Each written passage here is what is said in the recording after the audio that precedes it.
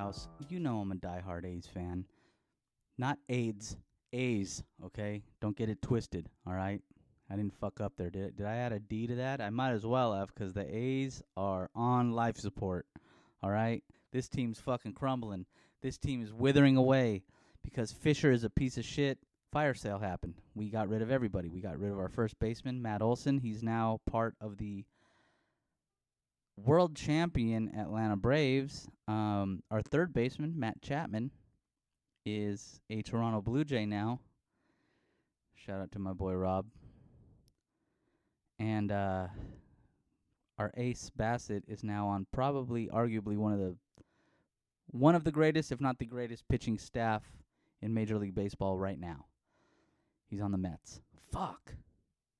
With Scherzer and DeGrom. Oh my God. People are asking me, are you happy they're moving to Vegas? It's like, to be honest with you, no. The community in Oakland needs a baseball team. The community in Oakland needs something, man. They need some kind of hope, some kind of love, man. When I was growing up in San Leandro, the players were so prominent in the community. I mean, Ricky Henderson, Jose Canseco, they'd all come out. Carney Lansford, they'd do things around the community. I remember Dave Stewart went to Kevin's Cards, and I got an autograph from him at Kevin's Cards in San Leandro. If you don't know where that is, it's over by Lord's Ice Cream. If you're an OG, at the time it was Duffy's Ice Cream. The OGs will know what's up with Duffy's. But I grew up on the border of Oakland and San Leandro. East Oakland and San Leandro. I grew up on Dutton Avenue and East 14th. Running around like an asshole. And I loved baseball. Baseball was my life. I loved every bit of it, man. And these kids need something, man. It's disgusting. But the reality is nobody goes to games in Oakland. If they do move to Vegas, those games will sell out. I guarantee. I'm not trying to sell you a suit, but I guarantee it. Those games will sell out if they move to Vegas. So and you better believe I'm going to go to the games.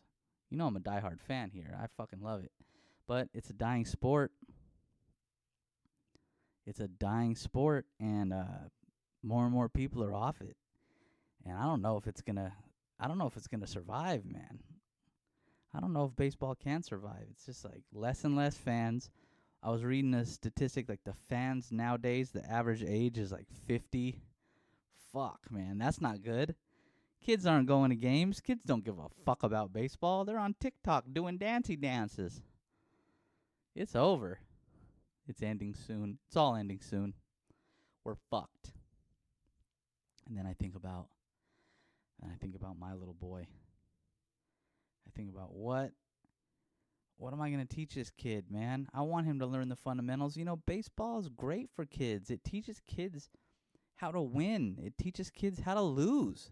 It teaches you how to go home and psychologically, go through a loss. What did I do? How do I improve for the next time? Man, it teaches patience, critical thinking. It teaches practice and hard work. Baseball is such a beautiful game. I don't care if you think it's boring. It's really fundamentally great for kids. And in Oakland, they need it.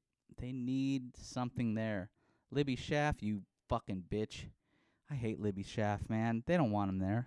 It's not going to happen, but I would love to see a stadium at Howard Terminal. Can you imagine that right on the water? I mean, I'll be honest. The Giants, fuck you guys, but you guys have the most beautiful park in the league, man. Damn, it's a beautiful park. Overlooking the bay. It's beautiful. We can't have that on the other side? Shit.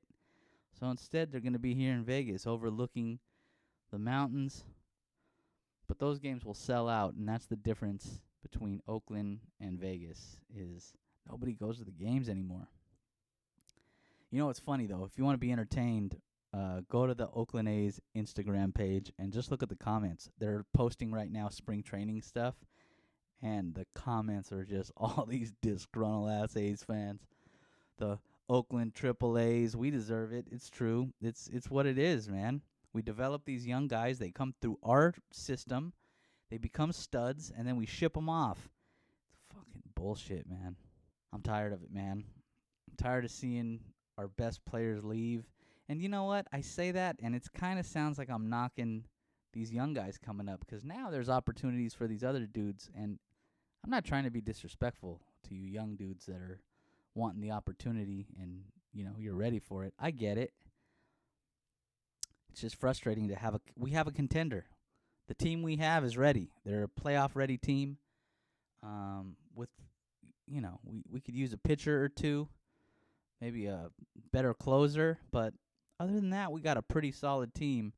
And now you're fucking us again. Oh, my God, man. Let's move on. Like I said, I want my kid to grow up playing baseball and learning the fundamentals, and it'll really teach him a lot of great life lessons. That's what I think. I don't know. Speaking of life lessons, my kid is watching now is Elmo. He loves Elmo. It's not Mickey no mo. It ain't Mickey no mo. It's Elmo. He's glued to the TV when Elmo's on. It made me think. Let me look up Elmo. When did Elmo first come onto Sesame Street? When was he first around? And then I went down this Elmo rabbit hole.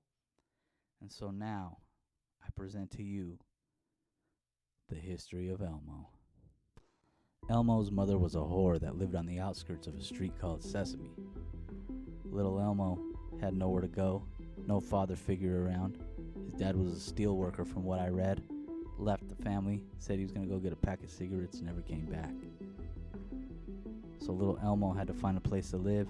He found a little crack underneath Hooper's store. And he lived there for years, until finally the guys at Sesame Street gave him a shot. No words, he never talked, he just danced in the background. He didn't even have a name. They didn't even call him Elmo at that time. Late 70s, early 80s, I'm talking. He was known as Baby Monster. Didn't even have a name. And then in 1980, he made his voice debut. A man named Jerry Nelson voiced Elmo. This is what Elmo's voice used to sound like. Doesn't matter much at all. We're all monsters. Do you hear the struggle in his voice? Do you hear the hurt? The pain? Pure sadness coming out of a voice like that? That raspiness? That cigarette voice? That emphysema voice? That's the voice of a broken monster.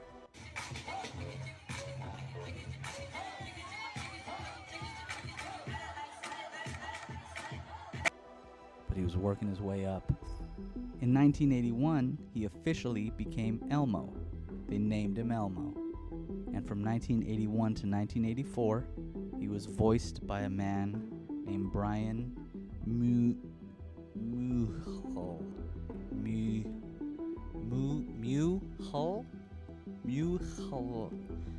Two-headed monster, help me out here.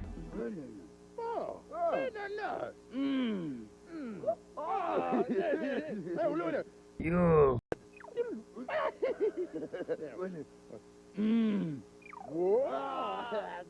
You. You. You. You. Mule.